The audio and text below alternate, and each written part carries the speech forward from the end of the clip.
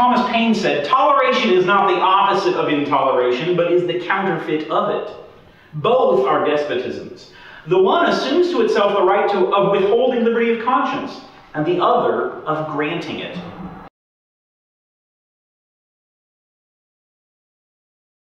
The Federalist Society is a nonpartisan, conservative, and libertarian organization dedicated to freedom, federalism, and judicial restraint. The Federalist Society seeks to educate members of the community through its programs and publications about how limited constitutional government based on the rule of law can have a positive effect on public policy and on law. It is founded on the principles that the state exists to preserve freedom or liberty, and that the separation of governmental powers is essential to that scheme and central to the Constitution. It is emphatically the province and duty of the judiciary to say what the law is, not what the law should be. The Society seeks both to promote awareness of these principles and to further its application through our activities. Tonight we are proud to host Timothy Sandefur of the Pacific Legal Foundation, a public interest firm that dedicates itself to, I guess, the overriding thing that the guiding principle that motivates y'all is your pursuit of liberty. He has really written several outstanding publications. His latest book is The Conscience of the Constitution, the Declaration of Independence and the Right to Liberty, which he'll speak to us on tonight. Briefly, Tim's argument is that for the government, let me rephrase that, the Constitution should be viewed through the prism of the principles enunciated in the Declaration of Independence, with the overriding focus on liberty.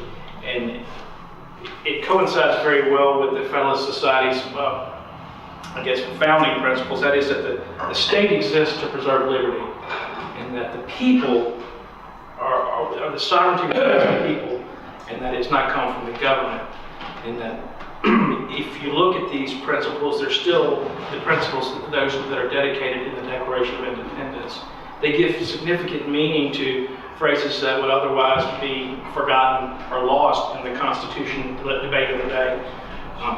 In particular, concepts and phrases like due process, law, and particularly privileges and immunities. Those can only be viewed properly, according to Tim, with dedication and looking through the lens of the Declaration of Independence. And it's quite shocking. I shouldn't say shocking, it's not surprising. If you look at some of Alabama's constitutional provisions, it's almost verbatim from the Declaration of Independence, and it's still good law here in Alabama. For instance, Article 1, Section 2 of the Alabama Constitution says that all political power is inherent in the people, and all free governments are founded on their authority and instituted for their benefit, and that therefore they have at all times an inalienable and indefeasible right to change their form of government in such manner as they deem expedient. It's not like other countries, particularly Great Britain, where Parliament or government is a source of power. In America, and in the principles enunciated in the Enlightenment, and particularly in the Declaration of Independence, the people are the source of the power. They're born with inalienable natural rights. And Tim does an outstanding job in his book articulating those arguments, and that really resonate when you look at the history of the Constitution and our country. He starts out with a very interesting, and I'm not going to steal your thunder too much, but I really am intrigued by the metaphor that you started your book at, and I'd like to share it with you. He'll tell you what it means, because I don't want to pollute the way you think or reason this, but it's a quote from Lincoln, and he talks in 1864, he articulated the point with a metaphor about the right of each individual to be free, and how liberty can mean different things to different people, and that how oftentimes government has a different perspective of liberty than does the individual. And this is what Lincoln said in 1864. "We all declare for liberty, but in using the same word, we do not all mean the same thing. With some, the word liberty may mean for each man to do as he pleases with himself and the product of his labor, while with others that same word may mean for some men to do as they please with other men and the product of other men's labor. Here are two, not only different, but incompatible things, called by the same name, liberty. The shepherd drives the wolf from the sheep's throat, for which the sheep thanks the shepherd as a liberator, while the wolf denounces him for the same act as a destroyer of liberty. Plainly, the sheep and the wolf are not agreed upon a definition of the word liberty. Interesting. Briefly, I'll tell you about Timothy.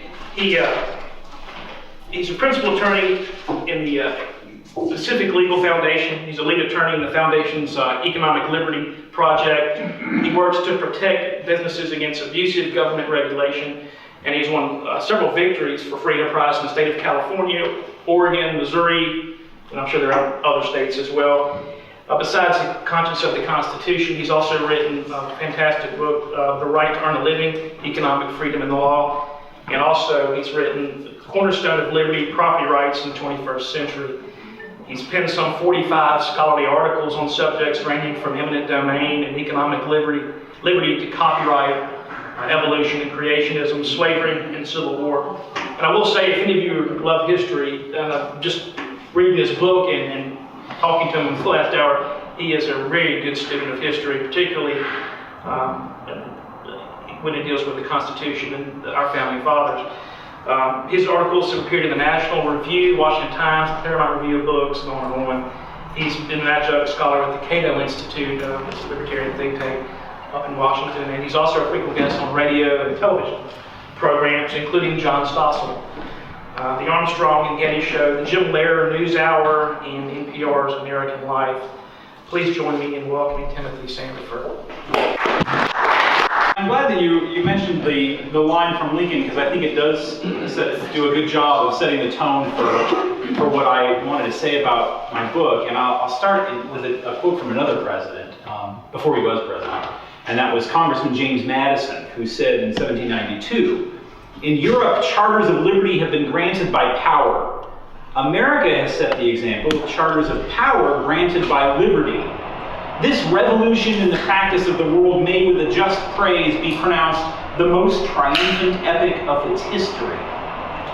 What Madison means by this is that in previous years, things like Magna Carta, or the English Bill of Rights, these privileges that have been granted, these were privileges, charters that were granted by the king, promising not to take away somebody's freedom, not to arbitrarily harm them.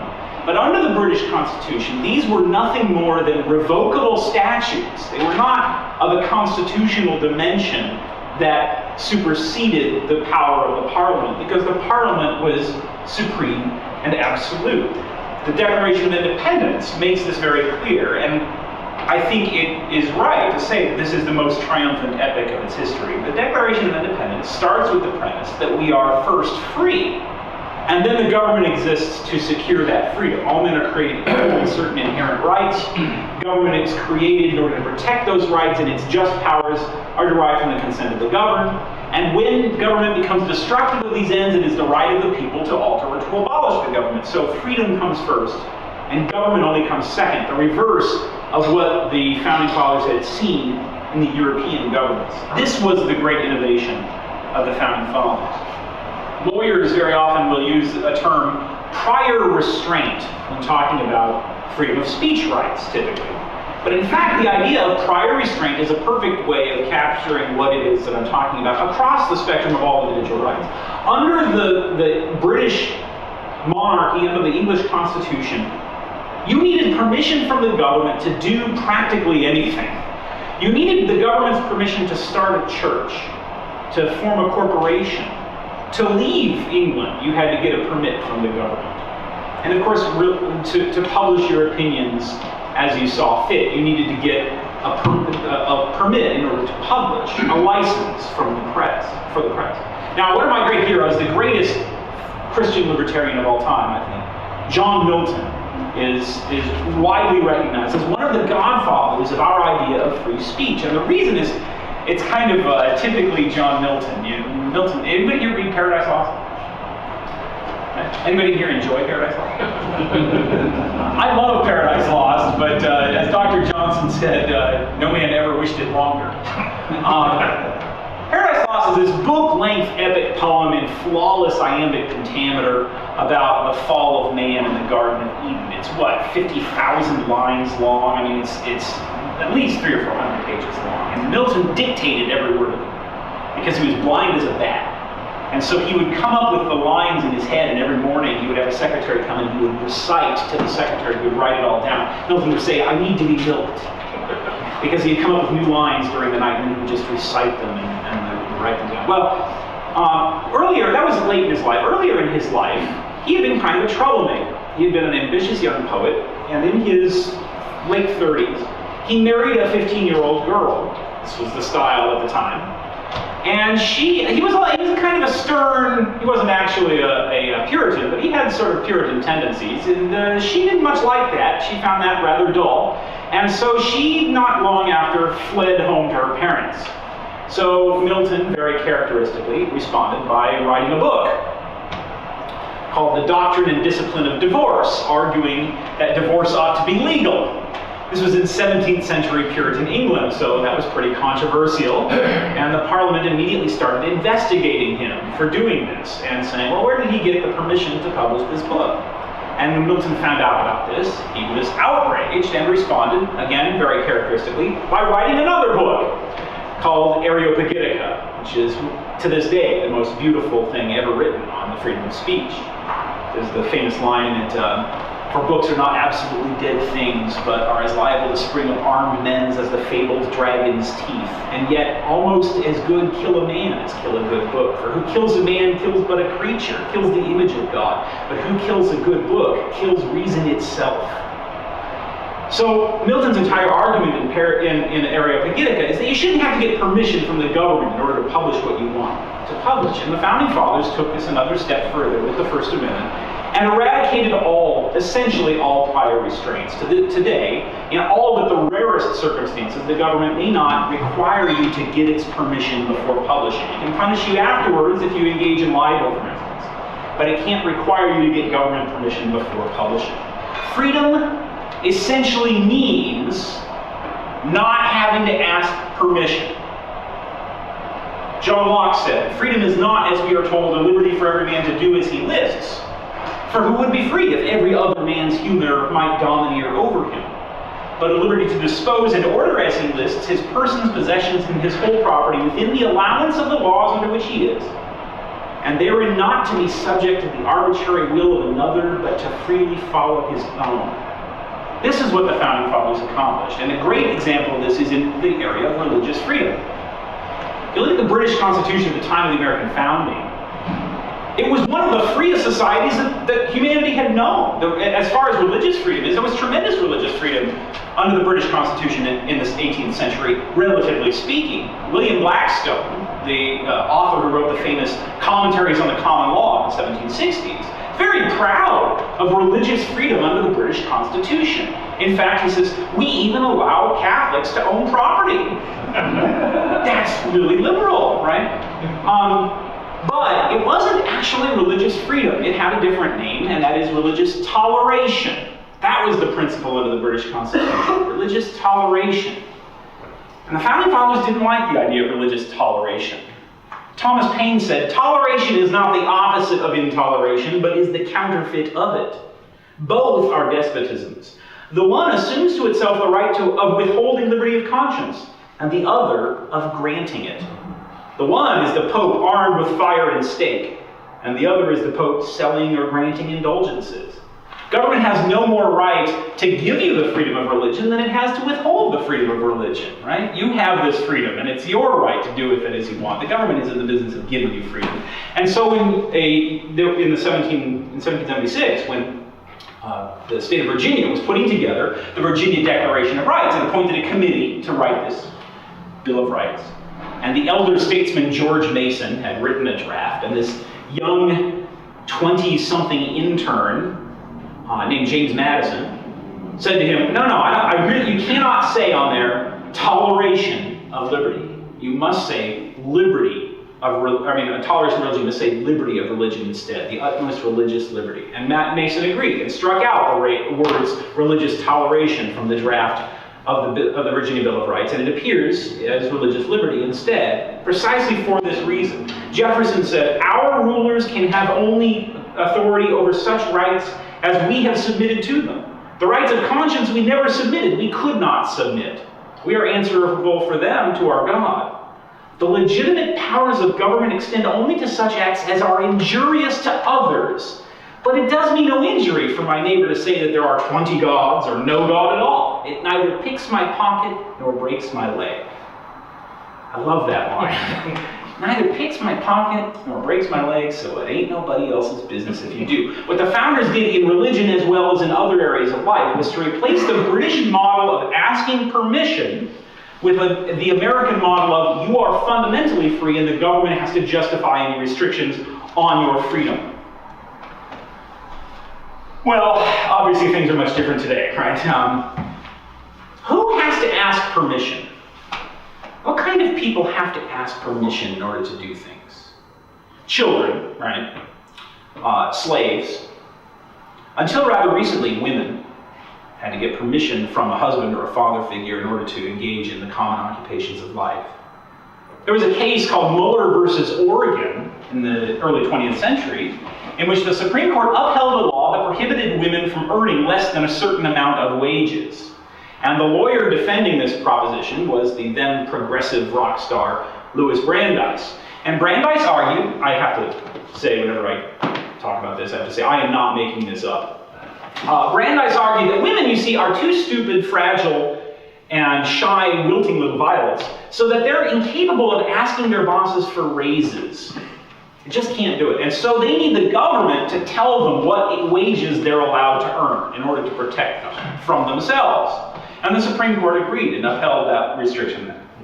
Flash forward to the 1920s. In 1923, one of my very favorite Supreme Court decisions, Adkins versus Children's Hospital. What happened in Adkins was essentially the same facts. The city of Washington, D.C. passed a law setting a minimum wage for women. And a woman named Willie Lyons, she worked as an elevator operator in a hospital in Washington, D.C. She liked her job, but she made less than the required minimum wage. Now, what's going to happen if you pass a minimum wage law for women? Government's going to fire them and hire men, right? Because they're cheaper, right? So, sure enough, her boss fired her and to hire a cheaper man, which, by the way, is why the male-dominated trade unions at the time supported minimum wage laws like this, on the rationale of poor, shy, weak, little, violent women can't defend themselves, when, in fact, it was in order to protect themselves from competition in the labor market. We went up to the U.S. Supreme Court, and one of my favorite Supreme Court justices, George Sutherland, wrote an opinion striking the law down. Now, can you think of what happened between the Mueller decision in, I think it was 1905, and the Adkins decision in 1923 to change the constitutional law on this matter? That's right, the 19th Amendment. That's what Sutherland pointed to.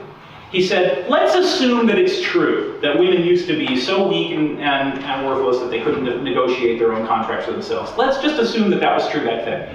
Things have changed now. With the ratification of the 19th Amendment, women have now been recognized as equal citizens with men, and they are perfectly capable as grown adults of deciding what kind of employment contracts to engage in, so therefore the law is unconstitutional. Today, unfortunately, you have to ask permission for a tremendous swath of things that you do in your daily life. You have to get the government's permission to own a gun, to build on your property, to get a job.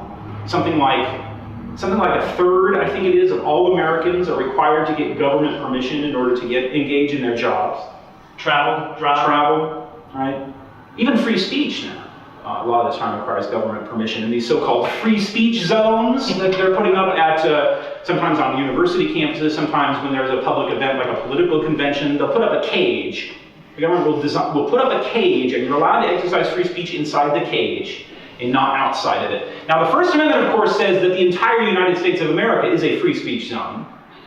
But unfortunately, politicians who know better than we do are able to set up these restrictions on our speech. And how is it that we've come to this point? How is it we've gone from one to the other? How are we moving toward the permission society? The answer is the progressive movement. The progressives began in about the 1900s. Actually, it would probably be best to date the progressive movement from the publication of Looking Backward by Edward Bellamy in the 1880s. You familiar with the book, Looking Backward? It was a socialist utopian novel, a huge blockbuster, one of the best-selling books in American history.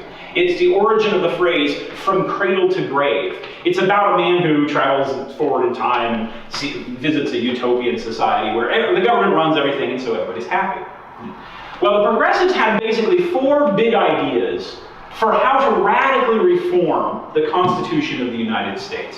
They looked at the Constitution and they said, oh, all that stuff in the Constitution about freedom and the stuff in the Declaration about individual rights and all that's just old superstitious nonsense. What with our modern scientific ways, we know better now. It turns out that there are no such things as natural rights. Instead, rights are given to you by the government. They had basically 4 big ideas. The first one was, rights are just permissions that are given to you by the government for the government's own purposes. Right? A good example of this is free speech. Justice Oliver Holmes wrote an opinion in a case called Abrams versus United States that most law professors will tell you is the origin of modern free speech law. It's famous for the phrase marketplace of ideas. Right? Well, Justice Holmes says in that opinion, if you actually read the opinion, one of the first lines in that opinion is, persecution seems perfectly logical to me, end quote. But, he says, well, we don't persecute people because it's good for society to allow a debate. And so we give people the freedom of speech so they can argue amongst themselves. And then we can, of course, take the freedom of speech away when we want to. And so Holmes also wrote the opinion in Schenck versus United States, famous for the line, yelling fire in a crowded theater. Does anybody remember what Mr. Schenck was doing that he got in trouble for in the Schenck case? Was he handing out things about the draft? He was handing out pamphlets to protest against the draft, which is just like yelling fire in a crowded theater, right? So the government can throw him in jail for that. So that's the model that progressive era judges had of individual rights. They're permissions that the government gives to you for the good of society, not for your own freedom. That was the first progressive idea. The second great progressive idea was government exists to make society nice. That's not what the founders thought. The founders said, like Thomas Jefferson said, the sum of good government is one which shall restrain men from injuring one another, shall leave them otherwise free to regulate their own pursuits of industry and improvement, and shall not take from the mouth of labor the bread it has earned. But no, we progressives, what with our modern ideas, we realize that government exists to make society nice. And so the progressives came up with radical new ideas for changing the Constitution, such as segregation, eugenics, government control over the money supply, the use of eminent domain to eliminate blight. These were all progressive ideas for how to improve society. The income tax, in order to redistribute wealth, to take from those who earn it and give to those who do not. These were the great progressive ideas. The third great progressive idea was living constitutionalism, which in fact the phrase originated in the 1910s in a book by Howard B. McBain, which was published by the Workers' Bookshelf. So I wonder where he's coming from. And then the fourth great progressive idea was judicial restraint. I'm sorry to say a lot of my conservative friends have adopted this progressive nonsense of judicial restraint. The idea of and this is kind of in the headlines now because you probably heard about Senator Paul's speech at the Heritage Foundation last week, in which he cited my book very kindly, and argued in favor of what he called a freedom-oriented kind of judicial engagement instead of the conservative concept of judicial restraint. The idea of judicial restraint is very simple. It's the idea that when the government decides to take away your freedom, the courts should stand back and do nothing about it. A great example of judicial restraint is Kelo versus New London, the infamous eminent domain case from 10 years ago, in which the state of Connecticut said it would steal a woman's house and give it away to private developers for them to construct luxury condominiums and shopping centers. And when it went up to the Supreme Court, the question was, is this a public use as the Constitution requires?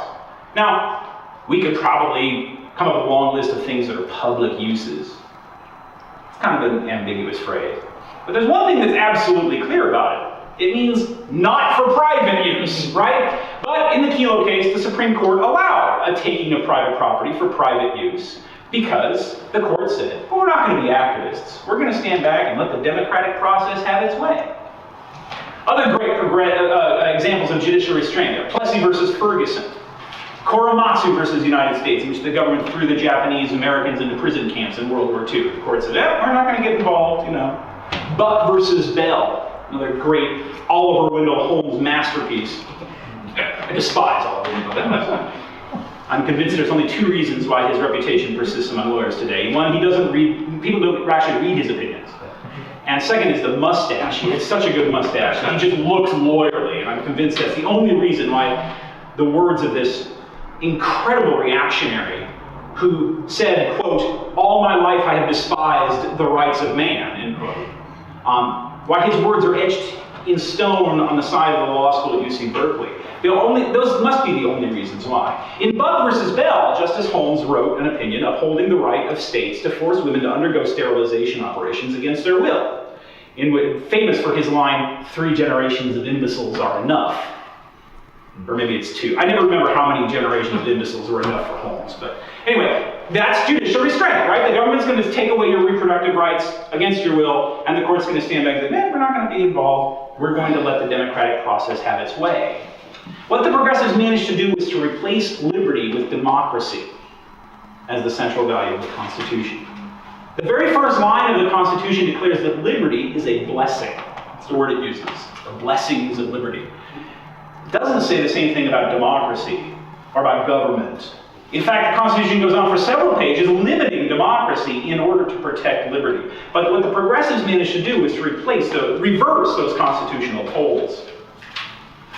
And what we have now as a result of that is a replacement of what used to be the old nuisance model of law with the permission model of law. Lawyers are familiar with the concept of nuisance because the idea of nuisance is you're allowed to do with your property what you want, but if you hurt somebody else's property, trespass on their land or violate their land and something like smoke drifts off of your land onto their property, then you're liable for damages, right? The old Latin phrase, because lawyers got to say everything in Latin because it sounds smart that way.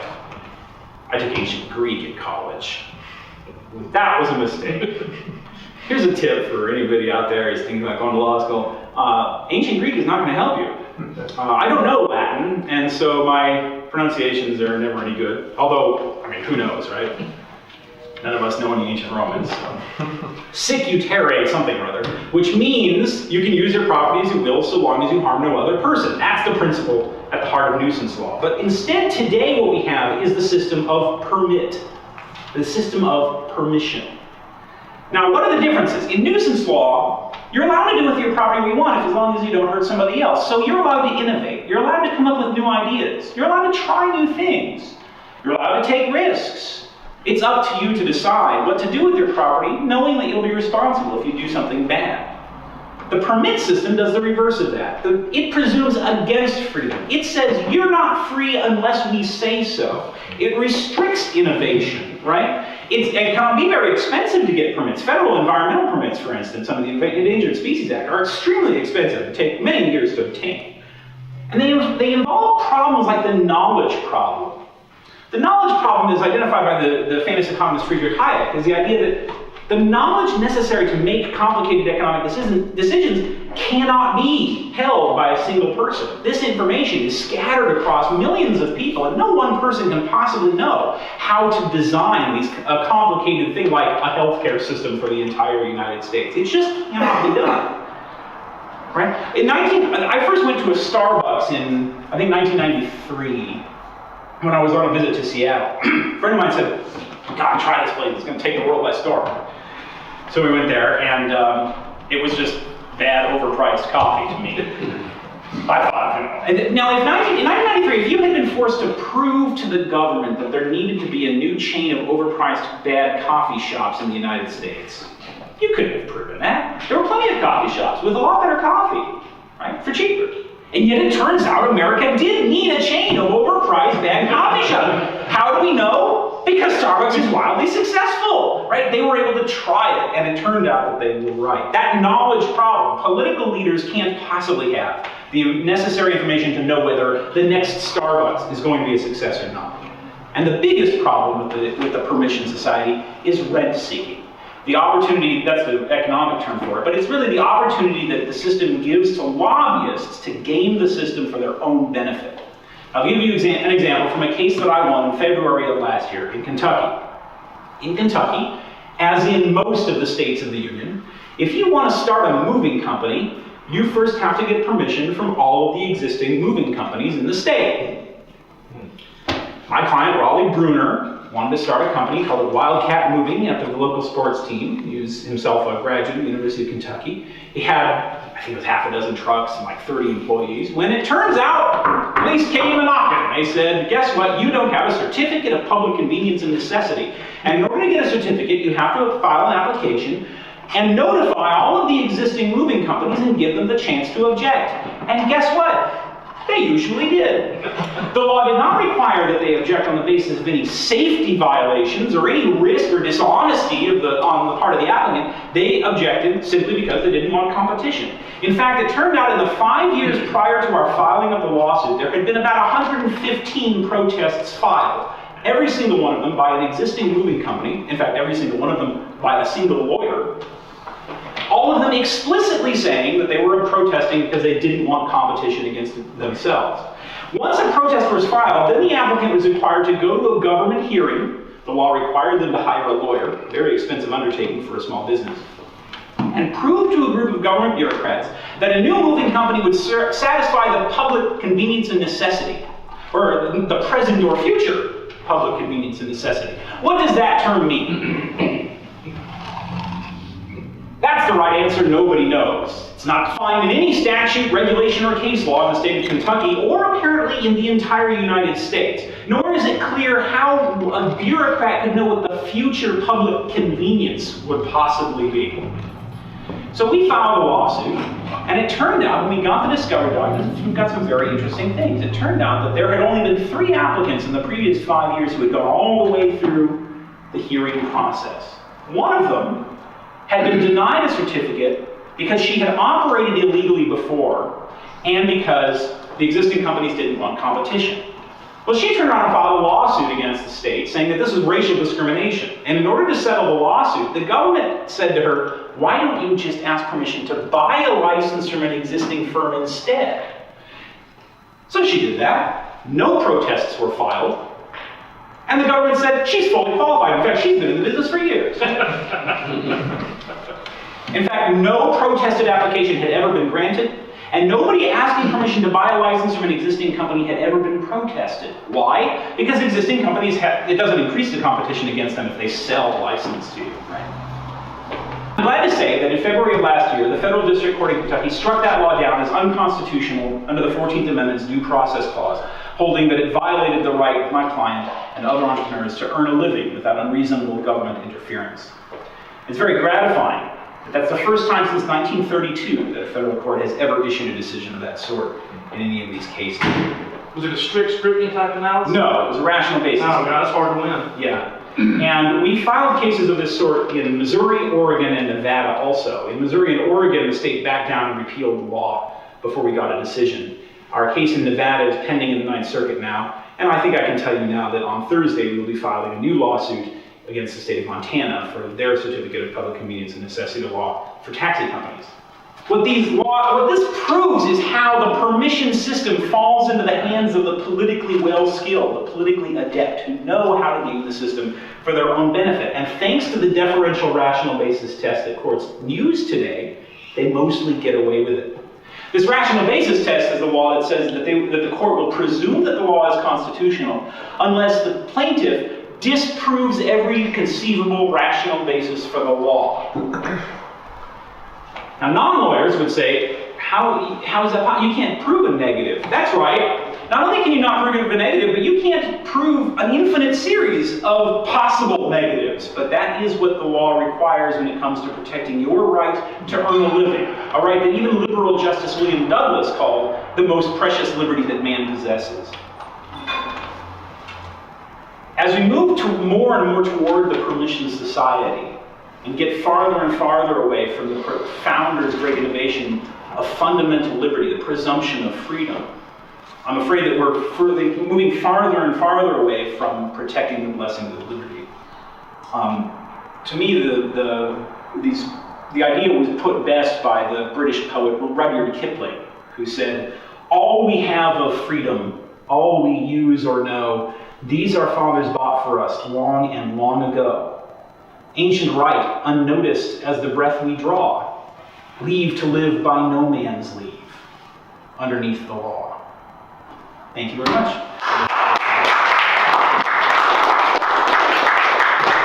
Any questions?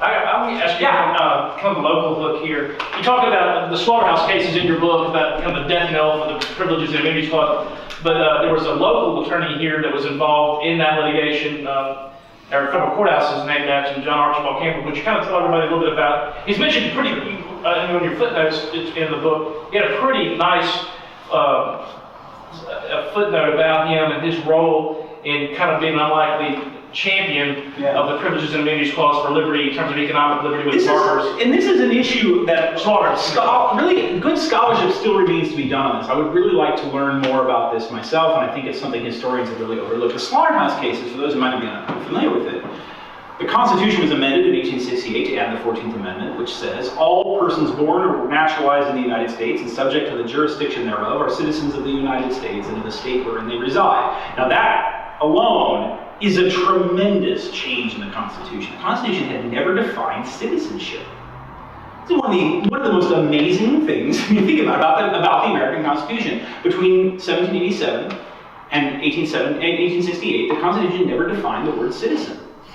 It did refer to such things as citizenship. The president has to be a natural-born citizen, for instance. Congressmen are required to be citizens. But it doesn't say what a citizen is. So during that century, what happened was states would grant you citizenship, and then through your state citizenship, then you were also automatically a federal citizen.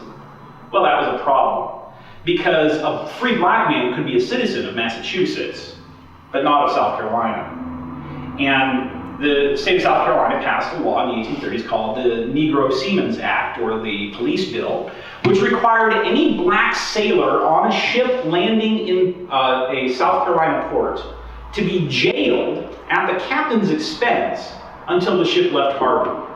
And if the captain failed to pay, the sailor would be sold into, quote, perpetual slavery, end quote. Well, now, what you had was Boston Air landing Charleston now being jailed for no reason other than the color of their skin until the ship leaves harbor, in plain violation of the constitutional promise in Article 4 that all citizens shall be guaranteed their privileges or immunities when they travel from state to state. And this problem went on for actually decades. The police bill was declared unconstitutional, but South Carolina didn't care and continued to enforce the law.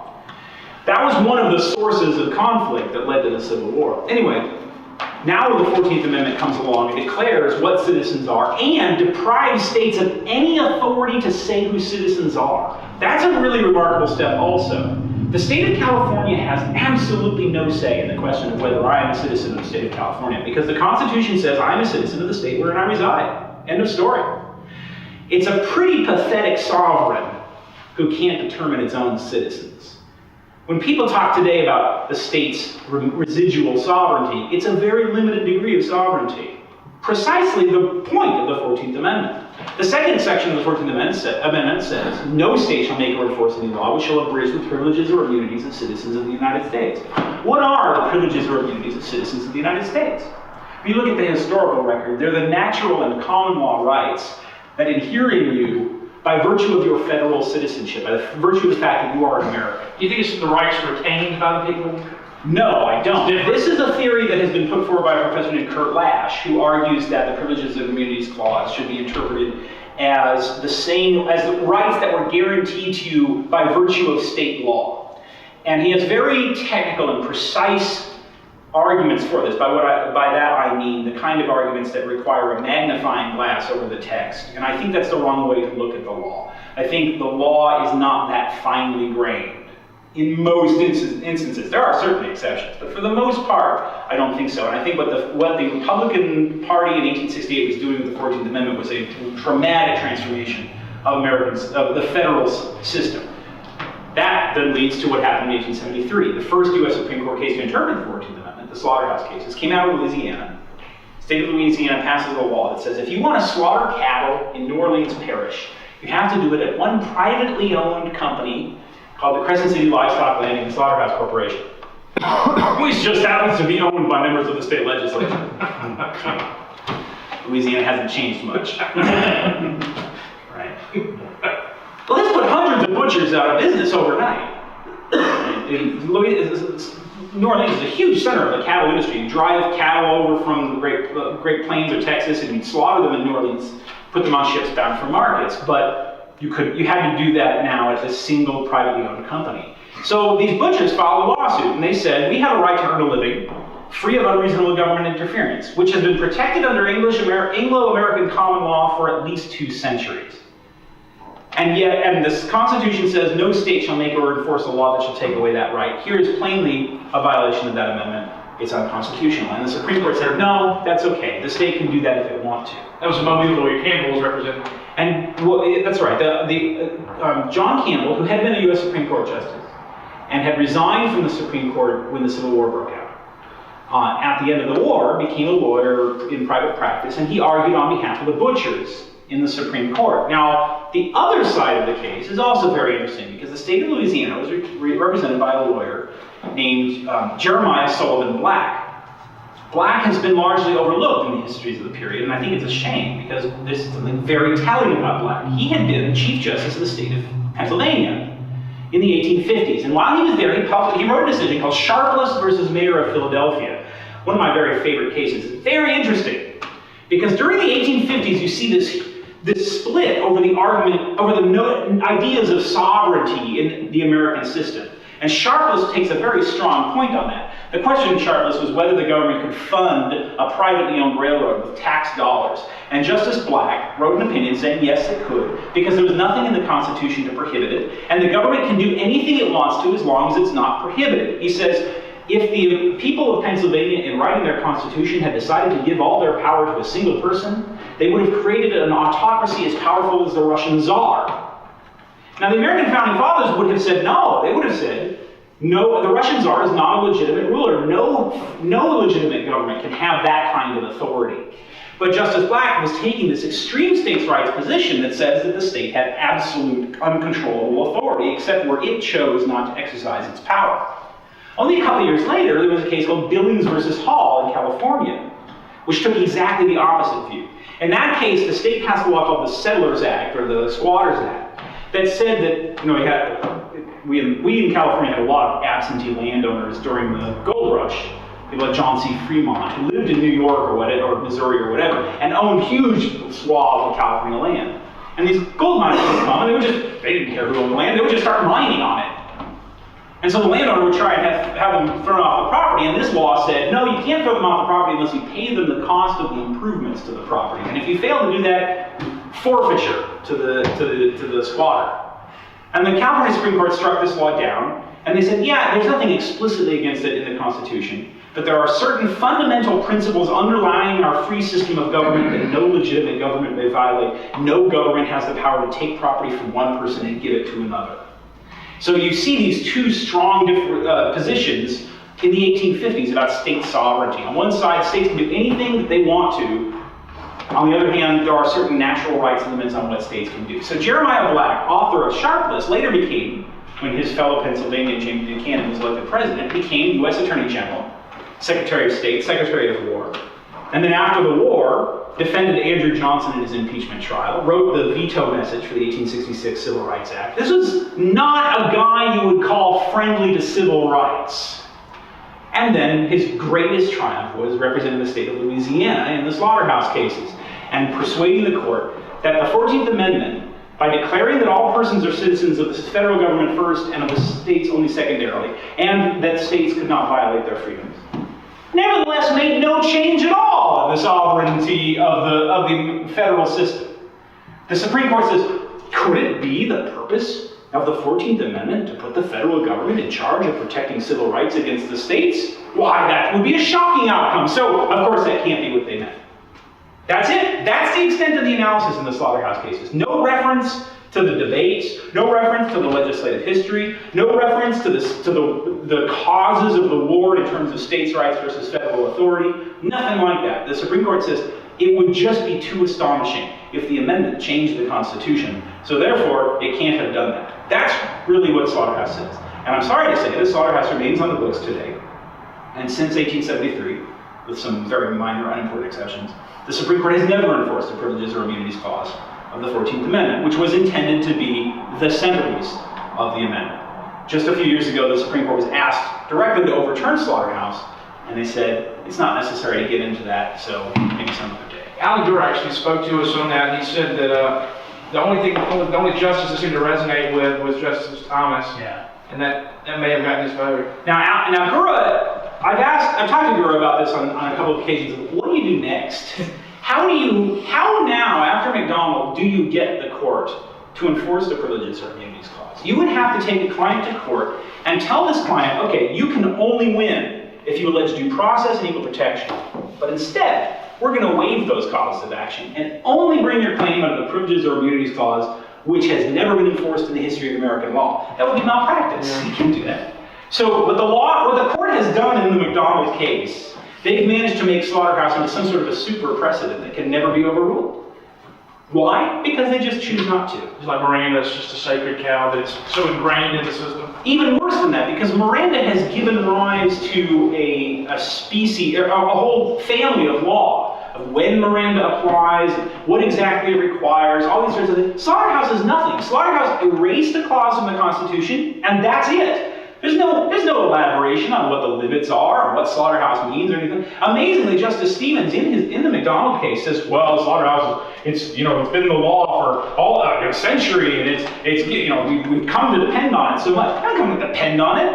It's dead. It does nothing. Not only that, but in fact, it's been abrogated. Nobody has noticed this, but in fact, the slaughterhouse case has been abrogated. Slaughterhouse says two things. It says you do have a right to earn a living without unreasonable interference by the government, but that right is a matter of state rights, it's a state right, citizenship right, not a federal citizenship right.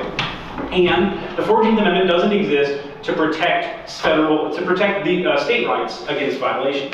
But ever since then, the Supreme Court has said time and time again, the right to earn a living is a federal civil right. And of course, the 14th Amendment has subsequently been interpreted, rightly, as protecting your federal civil rights against state interference. So the two pillars on which slaughterhouse relies are really no longer law at all. And yet the court refuses to acknowledge this. I mean, the academic community, it's almost unanimous. Unanimous. On both sides, they say it's bad law. That's right. But they still follow it. That's right. And the reason why is the specter of so-called unenumerated rights. And this came out clearly in the oral argument in McDonald. I remember it. I was sitting right there. Justice Scalia leans forward and told Mr. Gura that the only reason he was there arguing that case was because he wanted to become a law professor. Which, if anybody who knows Mr. Gura knows how outrageously unfair and really just improper such a comment was. Mm-hmm. But then to say, well, why should we worry about this under privileges or immunities instead of due process? Well, the answer is because there's no better reason to overturn a bad case than the fact that it was wrong. Isn't that good enough reason? The fact that the law was wrongly decided in that case is sufficient reason to overturn it. But the reason Scalia is worried about it is because he thinks, rightly, that the next case will come up and will say, and this other right is also protected under the privileges. A Pandora's box of individual rights. Right. Oh my gosh, a Pandora's box of freedom. Which was opened, ideally, on July 4th, 1776. And was slammed shut on April 13th, 1873, at least in part, by the Supreme Court in the Slaughterhouse decision. Not coincidentally, the same day as the Colfax Massacre in Louisiana, which was one of the bloodiest of the post-Civil War race riots. And the perpetrators of those riots were brought up on federal charges in a case called United States versus Cruikshank that was decided the same term as the Slaughterhouse cases. And they were charged with depriving American citizens of their federally protected privileges or immunities when the town sheriff chained up the doors of the church in which they were meeting and set fire to the building and shot down anybody who jumped out of the windows. And the Supreme Court said, our decision in the Slaughterhouse cases makes it unnecessary for us to even comment on this argument about privileges or immunities, and dismissed the lawsuit. So this is a terrible injustice, not just in terms of race, but in terms of basic individual rights, the human right to earn a living without unreasonable government interference. And yet the Supreme Court has so far turned a deaf ear to it. Now, of course it's not resolved. As Frederick Douglass said, nothing is resolved that is not right. And we will continue knocking on the doors of the Supreme Court to get them to acknowledge that they were wrong in the Slaughterhouse cases. And I think that we are making a lot of progress because, as you said, the entire academic community knows Slaughterhouse is wrongly decided. Now, that was all an enormous preamble to your question about Justice Campbell. And that is, Campbell has, some historians have argued that he's trying to sabotage Reconstruction by arguing on behalf of the butchers that their civil rights should be protected. The argument goes this way. Well, by arguing for a really expansive interpretation of the 14th Amendment, Campbell was really sort of taking a poison pill, showing the court, well, see if you, gosh, you'd have to supervise all of federal civil rights, and you don't want to do that. And that way the court would invalidate or render null and void the 14th Amendment, and that would be a victory for states' rights. So Campbell was really just, it's a clever sort of kamikaze strategy to undo the 14th Amendment. The reason for that is that Campbell was from the South and resigned from the court in order to serve in the Confederacy, and so it seems to be consistent. I don't buy this argument in the least. This is the same kind of connecting the dots that you would never apply to Justice John Marshall Harlan.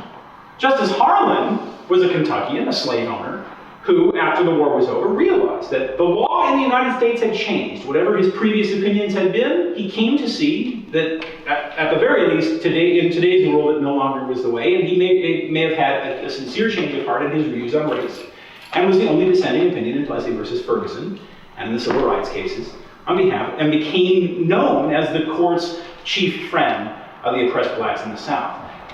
Well, if he could have a change of mind, why not Justice Campbell? So I'm not convinced of the Campbell myth, but I do know that Jeremiah Black did set out to sabotage Reconstruction and succeeded more than his wildest dreams in the slaughterhouse cases. His niece wrote a fawning biography of him, saying that this was his great moment of triumph, and she was right. He managed to deep six protections for civil rights for nearly a century. Yes? I think you're obviously correct in the dichotomy that you draw with regard to liberty versus democracy when the progressives came in. But I'm concerned that that dichotomy is really nicer than the real reality that underlies democracy.